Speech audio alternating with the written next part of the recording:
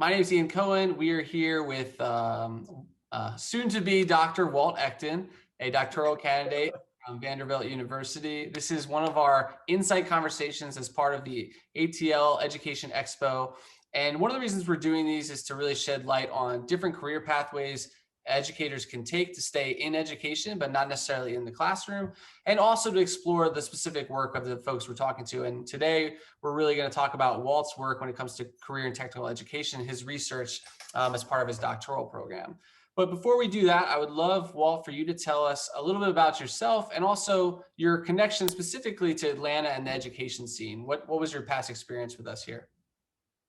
Yeah, absolutely. Thank you, Ian, and thanks for having me. It's been really exciting to see all the work that you've been doing with Tara and getting everything up and running in here. So I went to Emory University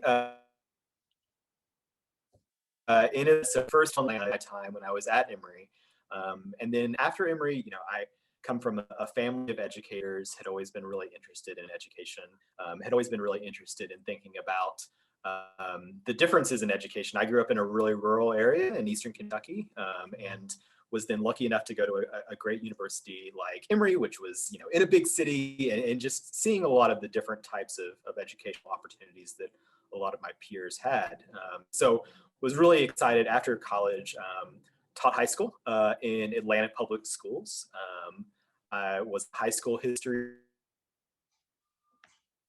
teach Washington, and taught pretty much every single type of social studies. It was a small school. There were two social studies teachers, and so I taught U.S. history, AP U.S. history, geography, world history, and government. Maybe another one that I'm forgetting.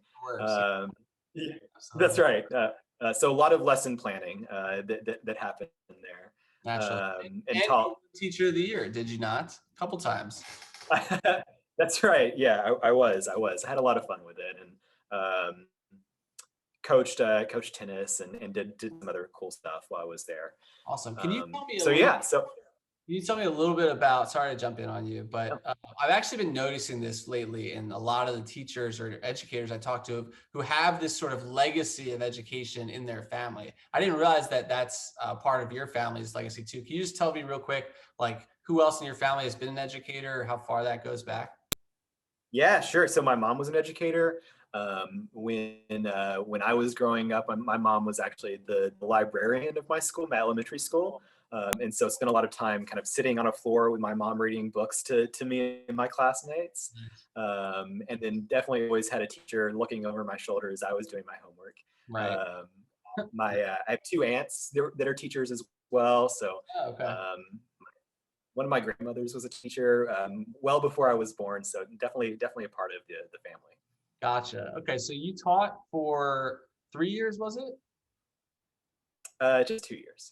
Oh, 2 years. Okay. And then you decided to exit the classroom, but stay in education, it sounds like. Can you tell us about where you ended up and then, what led you to that transition in the first place? Yeah, sure. So I loved my time in the classroom, and I loved teaching, and I loved my students. One of the things that I think a lot of teachers experience is you sometimes see all of the broader challenges within education that aren't necessarily, in your locus of control in the classroom, and Right. see all of these disparities and inequities and policies that just quite frankly don't make sense for students. And so I was really interested in tackling some of those challenges, and I knew that they weren't things that I necessarily felt like I was best positioned to do in the classroom. And so I went and worked for a company called the Education Advisory Board, Hmm. which was a best practice research and technology firm based in Washington, D.C.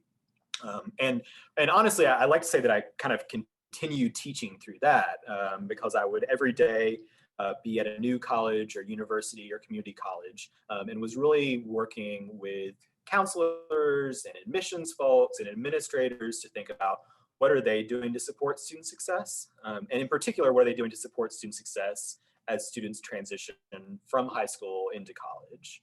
Gotcha. And I think coming from a high school teacher background, it was really interesting just hearing how college and higher ed folks talked so differently and thought so differently about students who just 3 months earlier were in high school. And Right. so spend a lot of time about student success on that side of the lens.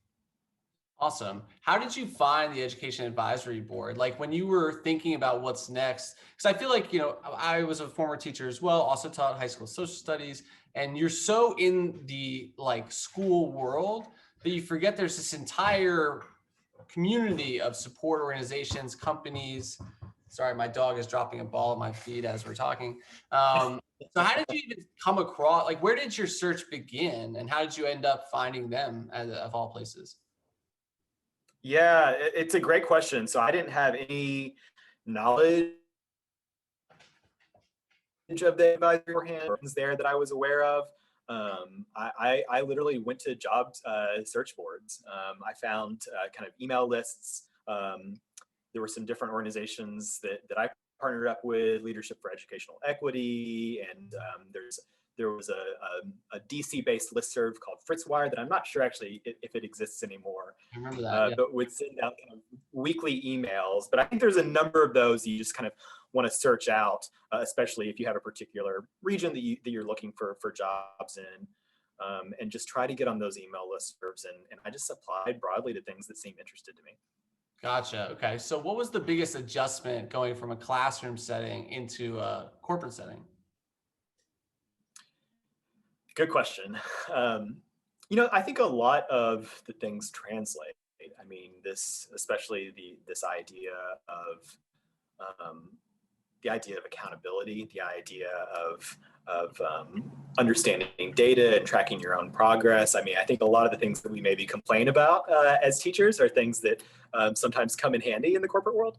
I think that certainly one of the things in the classroom is that you're always on and you always have to be on, right?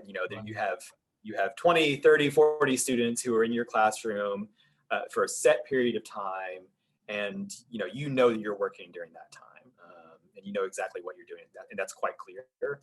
I feel like in the corporate world that was less true. It was a lot more. You have to create your own schedule, and you have to.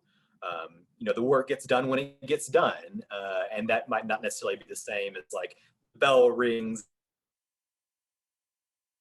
and then you can see even that is over your course time. So I think those were certainly some adjustments. I think thinking also about, especially if you think about in the education space as a business, everyone that's in education businesses, I think, are generally very mission driven, and they got into this because they care about students and they care about education.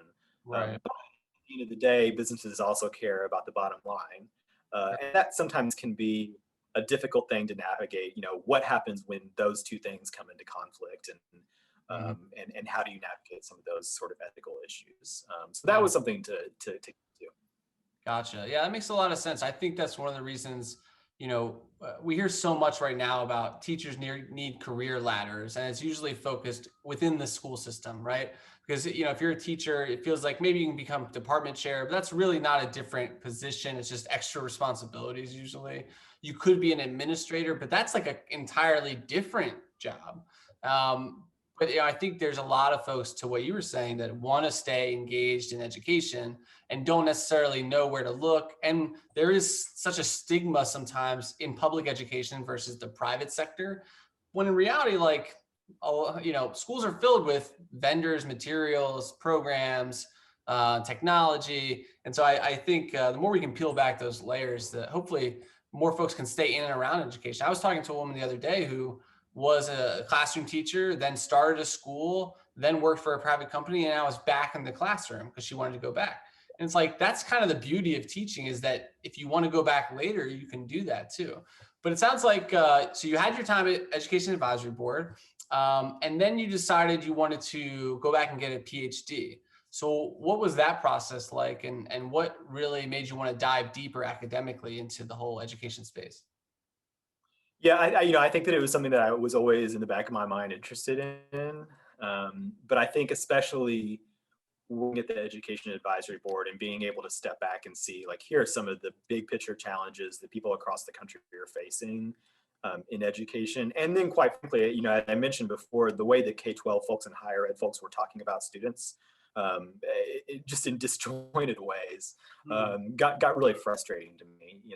I remember as a as a high school teacher, we spend a whole lot of our time thinking about how do we get students into college. Right. That was sort of our goal and our mission. And, we sort of thought as long as we get them into college, then they're going to be good. They're going to be fine. It's going to be someone else's job and someone will take care of them at college.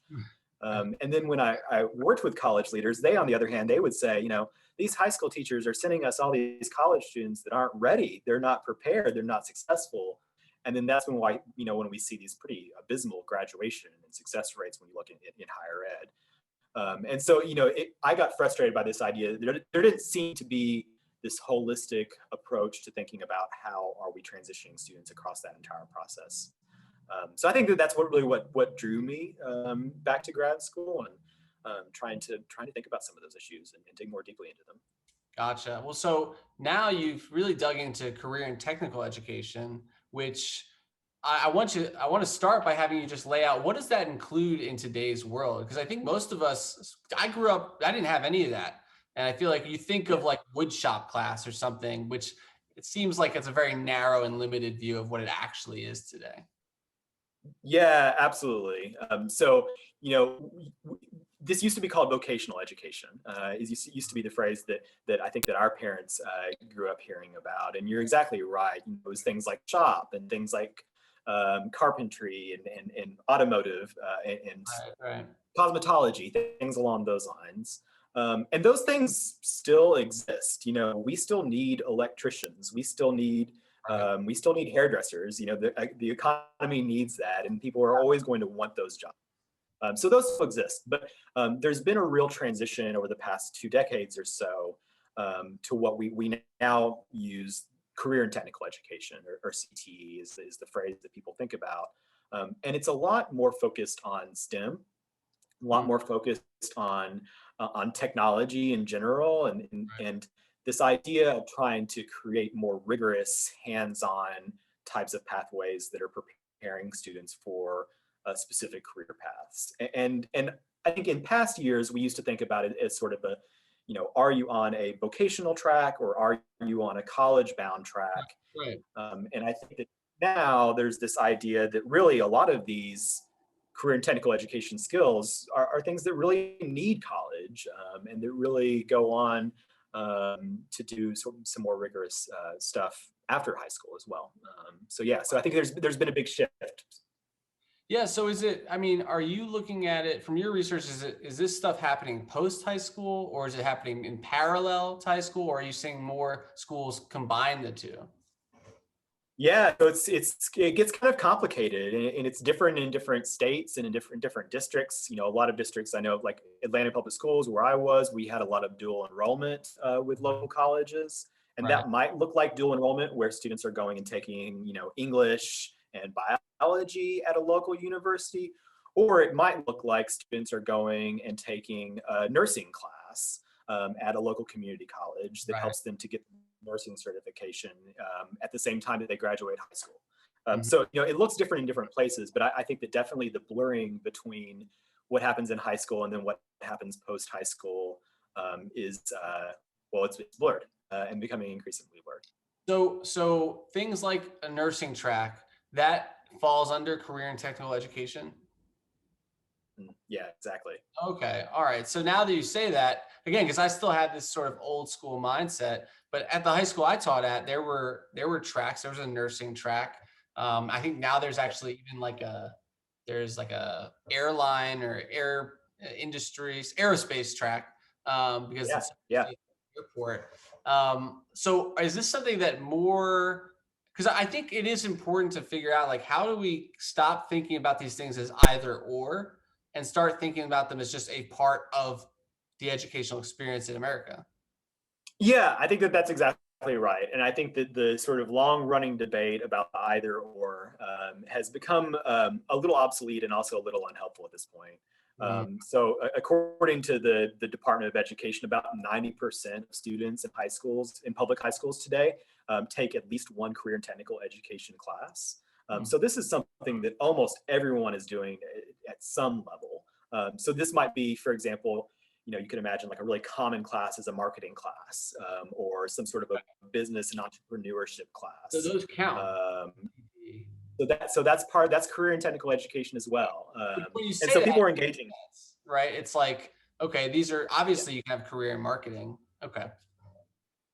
Yeah, exactly. I think the other thing that's important to keep in mind is that um, in the past, most high school students didn't go on to college. And when you think about different curricular tracks, there were a lot of college or a lot of high school students that graduated high school not having taken a college preparatory curriculum. Today, over the past couple of decades, since sort of the mid 90s, been this push to align high school graduation requirements with college entry requirements. So now today, if you graduate from high school, almost every student is taking something that's pretty similar to a college preparatory curriculum. So even if you are a career and technical education student, it's not, and this is actually what a lot of my research focuses on. I don't find any evidence, at least in the states that I've looked at, that students who are engaging with career and technical education are not taking, for example, 4 years of English, and they're not taking 3 or 4 years of math and science. Right. So it's really not an either or. I think it's more helpful to maybe think about this as a type of elective. Got it. Yeah, no, that makes sense. What's interesting to me is like you hear obviously STEM, STEAM, steams, steamers, whatever it is, like that's such a big push right now. But the way you're describing CT, it's like that incorporates STEM. And that oftentimes is the way to do it. But I still feel like they're not, those two conversations feel different. I mean, am I wrong there? Yeah, no, I don't think you are wrong. I think that the distinction with CTE that I would think about is that it really is more, it's more active. It's more, if you think about it, almost as project-based or very, very dedicated learning that is focused on something. So, I've visited some really great schools where it might be a robotics focused program. And so instead of a traditional trigonometry class, students are really learning about trigonometry as they're building a robot, or learning about physics as they're doing something. So it's more project based and more focused on a specific skill. And many of these CT programs, if you sort of take a full sequence of courses, set students up very well to have certification, to be ready for apprenticeships, and to really kind of have a job straight out of high school. So I think that that's the distinction, is that there's a clear end goal, which I think, especially for students who maybe aren't planning to go to college, for students that maybe aren't as engaged with sort of traditional textbook-based sitting in a desk learning, Yeah. it can be a more engaging way for some students to learn a lot of the same STEM content without necessarily knowing that they're taking a STEM class. Yeah, yeah, of course. I mean, when I've researched more, I would say sort of cutting edge school models that blur lines between grades, blur lines between subjects. They focus a lot on applied learning, which is kind of what you're describing. Some people call it project based, right? And I think, my trigonometry class for me personally was actually where math went off the rails for me and I stopped doing well. I just didn't conceptually understand it. But I'm curious, I want to close with this question. Where is CTE going based off what you're seeing nationally in your research? And is this something where it's going to be like schools are going to fit, like they're doing with STEM? Is it going to be like, all right, we're officially adopting CTE? Or is it more of like, no, they're already doing this, they're just not calling it that, and it's going to be more and more of them adopting? Yeah, so CTE happens in every school, is the first thing that I would say. Even if it's not necessarily thought of by people in the school as CTE, there's something that's going on in every school there. Right. So if folks are listening and you're trying to think like, what does CTE look like in my school? Really try to think about like what are the classes that are really kind of explicitly preparing students for some sort of a career path or a job. I mean, I think the other thing that I would think in terms of like where CTE is going, I think that there's a real push right now to integrate CTE style learning into everything else, because I think that there's some really good best practices that we can learn from really high quality rigorous CTE. Even if you think about healthcare, I think is a great example. Having a nursing program in high school where students get to play with bodies, not real bodies, but cadavers, and dummies, and learn about that. that's a really engaging way to learn about the human body and a really engaging way to learn about disease. And it sets students up for a career, but it also just helps them to learn in a more engaging way, in ways that can prepare them for both college and career. And so, I would encourage folks to think about, as you're building out your lesson plan, are there ways that you can help to really bring this home for students and really see, I think when I think about when I was in high school, you always ask this question, at least for me, math also, I would always ask this question, well, when am I ever going to use this? Like, Right. why does this even matter? And I think that CTE is a really great way to show students how you can use this, and really make it more relevant for their lives. Yeah, definitely. I mean, that makes a lot of sense. Certainly feels like where people are going. Maybe we're not all calling it the same thing, but how can we make, more of what we're trying to teach folks relevant, applied, interactive, engaging? It's great to hear that this is happening more and more across the country. And so I guess the last question I'll let you close with is, this will be fun.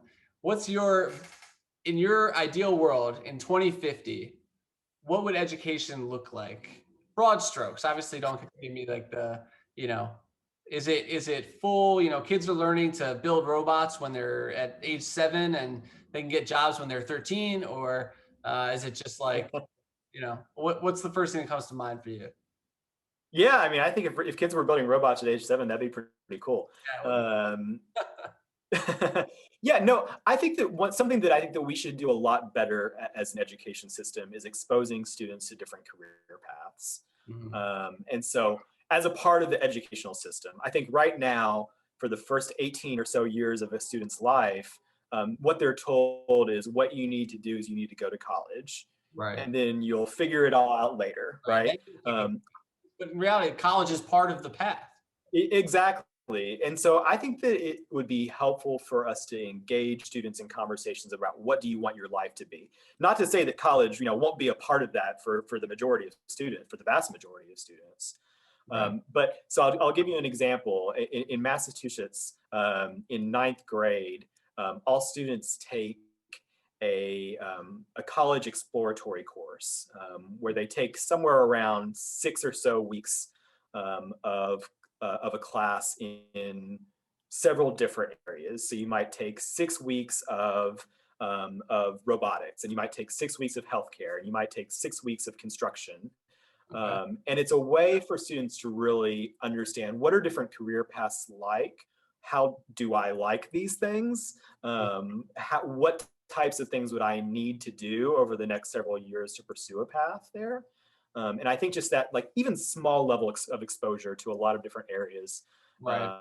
at a relatively young age, I think is something that can help students to have more informed conversations about what they want to do. Because I think the worst case scenario is what happens if a student graduates from high school, goes to college, decides for whatever reason college isn't for them, whether it's financial or whether it's for academic reasons or other life reasons, Sure.